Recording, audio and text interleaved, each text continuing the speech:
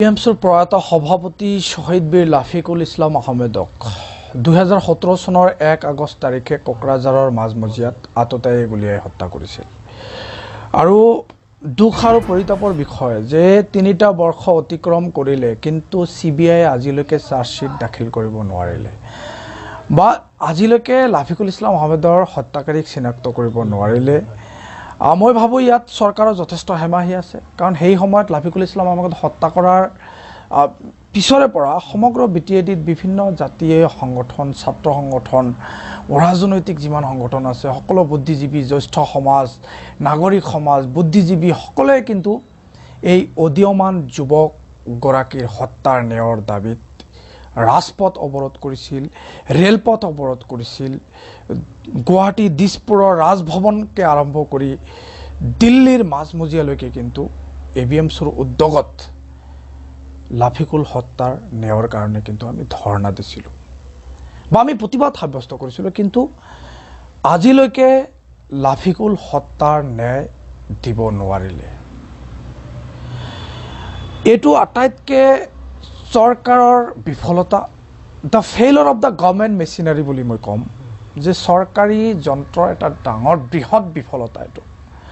শাসনাধিষ্ঠিত BJP নেতৃত্বাধীন চৰকাৰৰ মুখ্যমন্ত্ৰী সৰ্বানন্দ সোণোৱাল ডাঙৰীয়া সেই সময়ত কোকৰাঝাৰৰ উপস্থিত হৈছিল যে লাফিকুল ইছলাম আহমেদৰ হত্যাৰ ন্যায় দিয়া হ'ব, SIT গঠন কৰি দিয়া হ'ল, তাৰপিছত এইটো পৰ্যায়ক্ৰমে CBIলৈকে গ'ল।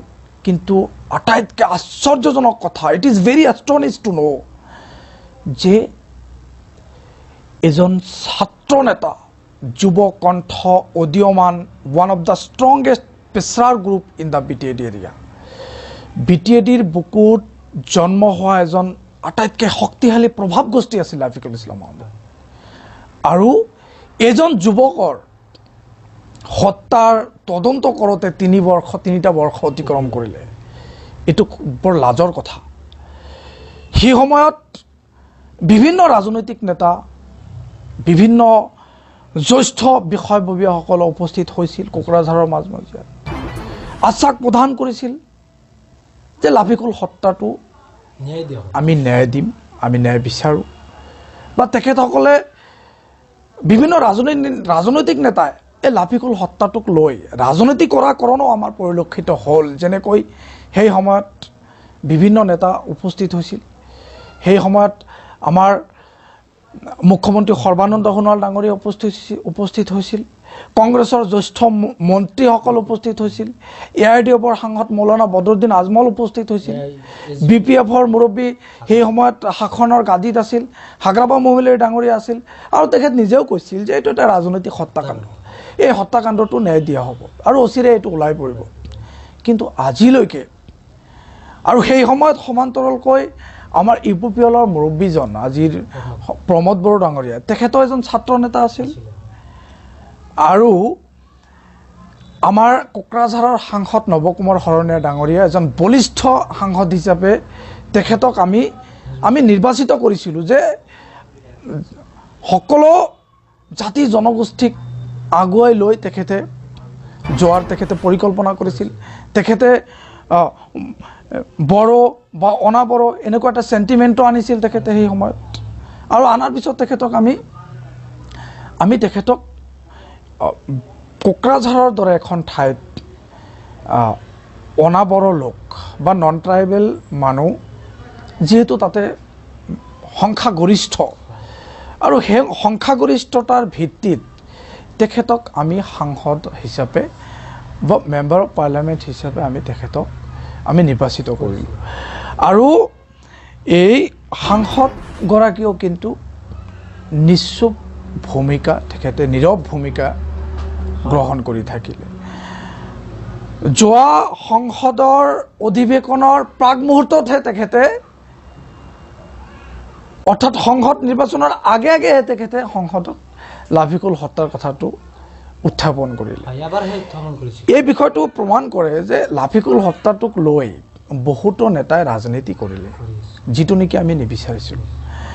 আমি শ্বহীদ বীৰ লাফিকুল ইছলাম আহমেদৰ হত্যাৰ ন্যায় নোপোৱালৈকে আগন্তুক দিনত তুমুলভাৱে আমি প্ৰতিবাদ অব্যাহত ৰাখিম আমি গণতান্ত্ৰিকভাৱে সাংবিধানিকভাৱে পুনৰ আমি বিটিএডিৰ পৰা দিছপুৰ দিল্লীলৈকে যোৱাৰ কাৰণে আমি হাজু আমি বদ্ধপৰিকৰ হিচাপে আমি ইতিমধ্যে থিয় দিছোঁ মই এটা কথা স্পষ্টকৈ কৈছোঁ যে শহীদ বীৰ লাফিকুল ইছলাম আহমেদৰ হত্যাৰ আমি এনে অথলে যাবলৈ নিদিওঁ লাফিকুল হত্যাৰ ন্যায় আমাক লাগিব এই কথাটো স্পষ্ট আৰু যেটো বিটিআৰ মানে বিটিআৰ স্বাক্ষৰ যেটো হৈ গ'ল এই সময়ত আপোনালোকে হয় বিটিএডিৰ বুকুত ইতিমধ্যে কেইবাটাও চুক্তি স্বাক্ষৰ হৈছে 1993 চনৰ পৰা আজি 2020 চনলৈকে যিমানবোৰ চুক্তি হৈছে সেই চুক্তিৰ পিছত কিন্তু এক পক্ষ এঠাইত চুক্তি হৈছে আন এঠাইত বিটিএডিৰ বুকুত বিভিন্ন অৰাজনৈতিক দল বিভিন্ন সংগঠন সকলোৱে কিন্তু এই চুক্তিবোৰৰ বিৰোধিতা কৰি আহিছে আৰু এই চুক্তিবোৰৰ বিৰোধিতা কৰাৰ যথেষ্ট কাৰণ আছে যে 1993 চনত বিএসি চুক্তি হ'ল তাৰ পিছত আকৌ 2003 চনত এটা ত্ৰিপাক্ষিক চুক্তি হ'ল between the central state and Bodo signatories তো 2003 চনৰ পৰা 2020 চনলৈকে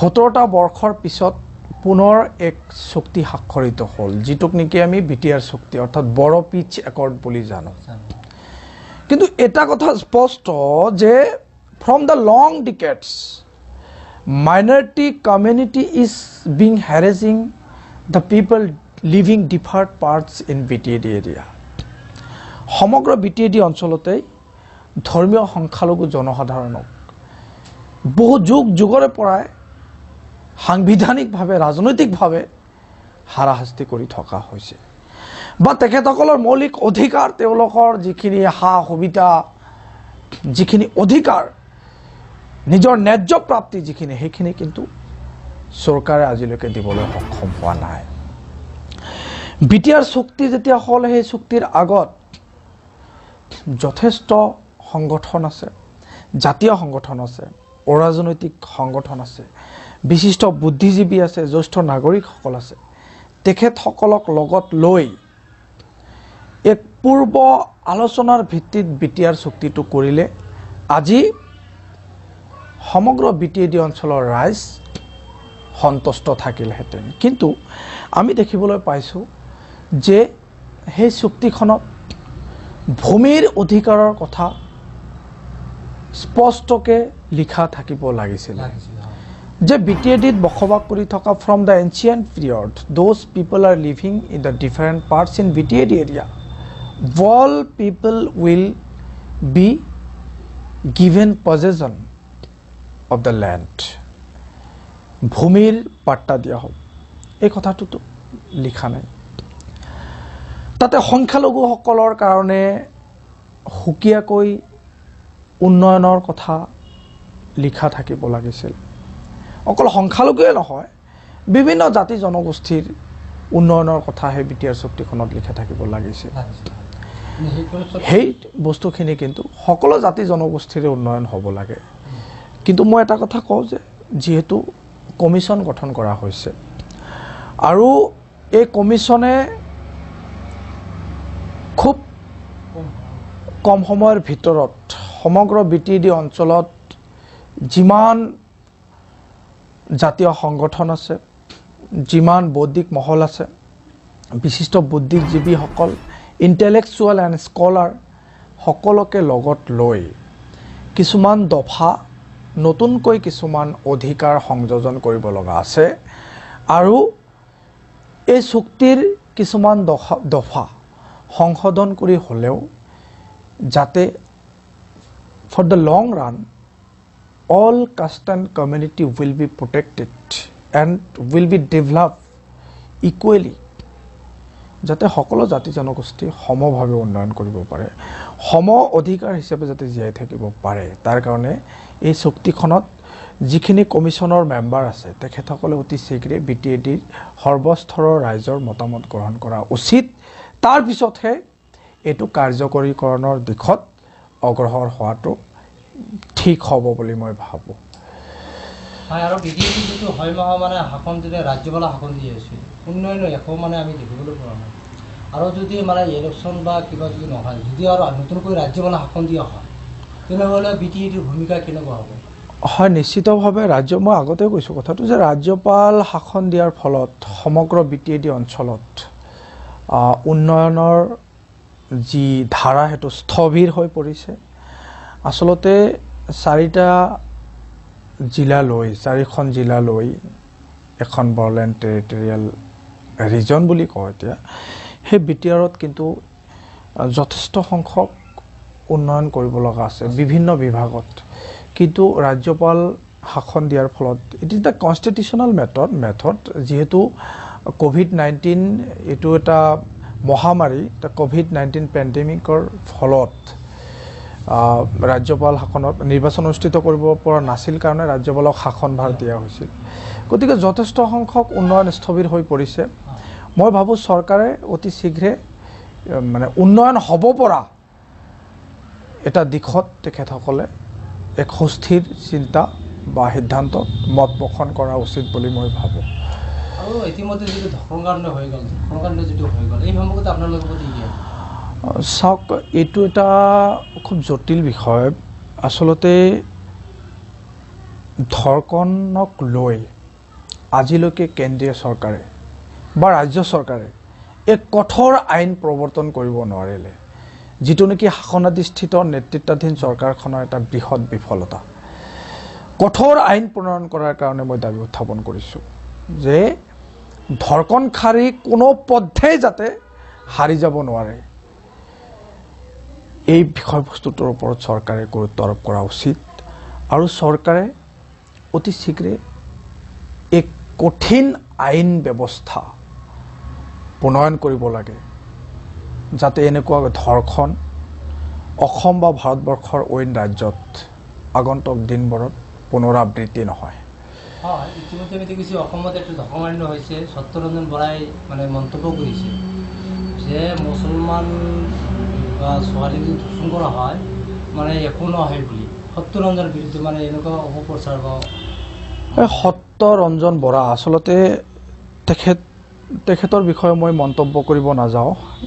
সত্যৰঞ্জন বৰা মই ছ'চিয়েল মিডিয়াত চাই আছোঁ, তেখেত আচলতে মানুহৰ যি মানৱীয় প্ৰমূল্যবোধ আৰু মানৱীয় গুণ বা মানুহৰ ভিতৰত যে এটা হিউমেনিটি কোৱালিটি এটা থাকে, সেই বস্তুটো এই ল'ৰাজনৰ গাত নাই। তেওঁৰ কথা মতে এইখন অসমত